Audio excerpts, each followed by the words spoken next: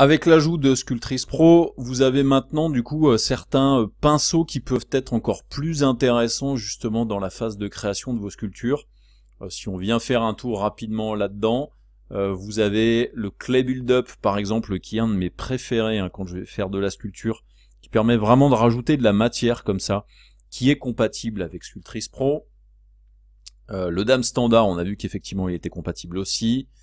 Vous avez Clay Tube, lui aussi est compatible. Ça, c'est vraiment des outils qui sont vraiment pratiques.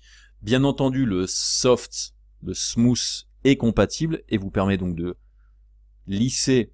Le petit avantage, c'est que vous lissez, mais vous subdivisez quand même. C'est-à-dire que si vous venez dans une zone dans laquelle il y a peu de polygones, si je baisse la dimension de mon pinceau, et si je lisse, vous voyez, il lisse, mais il subdivise en même temps, grâce justement à Sculptris Pro. Si j'augmente la dimension de mon pinceau, là je lisse, vous voyez, si je lisse, il lisse en subdivisant, en optimisant quand même la géométrie au passage.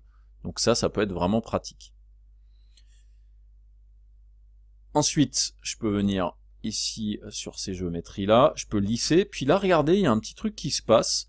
Si vous venez utiliser, par exemple, vous voyez, les espèces de snake hook ici, vous voyez, si je lisse, eh bien, il peut vous permettre quand même de laisser dans l'espace des bouts de géométrie, ce qui, pour certaines créations, peut être vraiment pratique.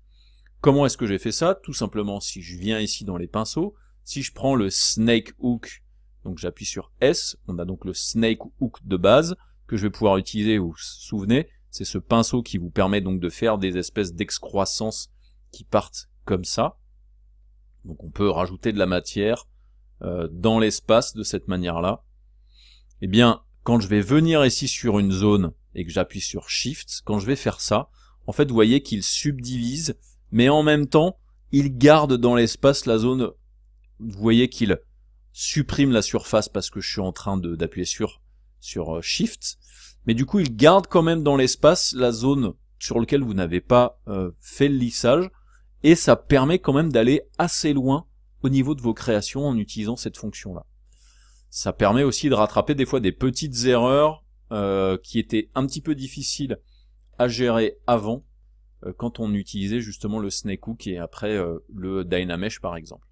Donc ça, c'est vraiment assez pratique. Donc ensuite, dans ce genre de choses-là, il y a des petites choses qui ont été rajoutées. Donc le snake hook 2 qui lui permet de faire des extrusions de cette manière-là, mais par rapport au normal local.